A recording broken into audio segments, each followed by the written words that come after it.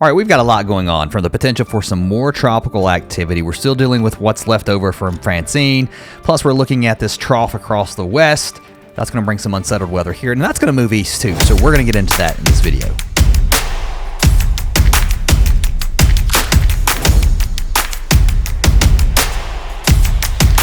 All right, let's go. We're going to first start off with what's going on in the upper levels. But before we do that, let's back up just a little bit. Kind of getting ahead of myself here. That's the Storm Prediction Center outlook for some severe weather, at least what's left over of Thursday night. Some strong storms possible up here into parts of Montana. Also down here with those bands associated with Francine getting pulled in here. So some severe thunderstorms possible with some tornadoes.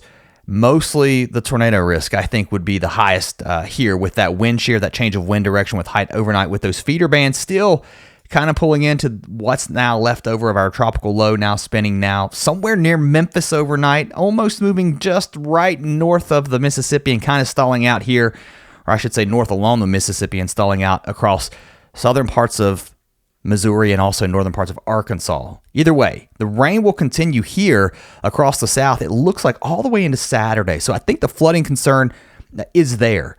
Something we're watching too as we head into the weekend. I think this is of significance too. Watch out here across the southeast coast. There's going to be a weak area of low pressure that's going to meander back to the west. The potential for something to develop there Sunday into Monday, what's on the table. So keep that in mind if you're headed toward the coast early next week and watch for these potential changes. Here's your upper level pattern, just kind of setting things up heading into Friday. Look at this really dominant ridge here. You've got your large high here, this low here. That's what's left over of from our tropical system. But the main steering current's kind of here. So we're not really seeing anything moving Francine along. Now our steering currents are up this way. That low still just spinning here across the southeast. So nothing really there to pick that up.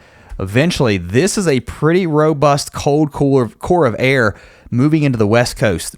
Next week, early next week, that could bring snow levels down, bringing maybe some of our first seasonal snows as we head into September across some of the high mountain west, although it doesn't look like a snowstorm by any stretch. And then that pattern continues into next week too with that ridge here across the east.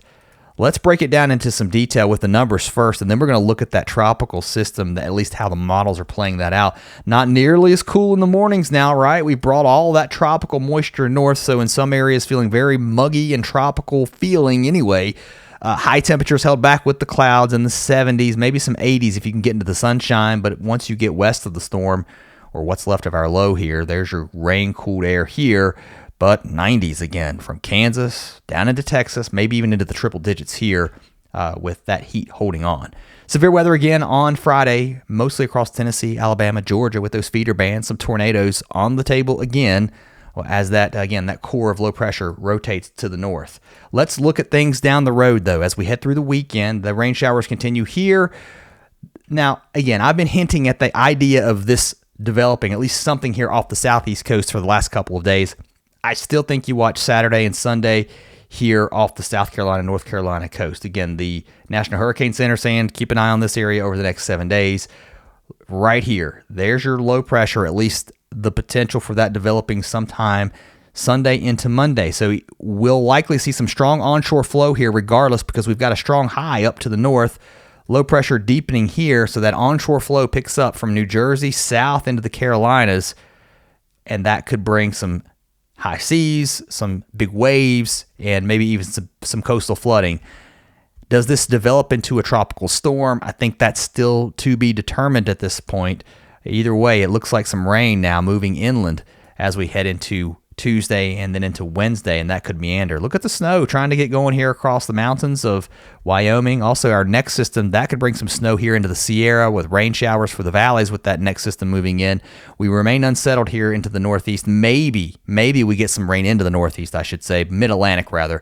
The northeast doesn't look too wet here. It's been pretty dry up in these areas.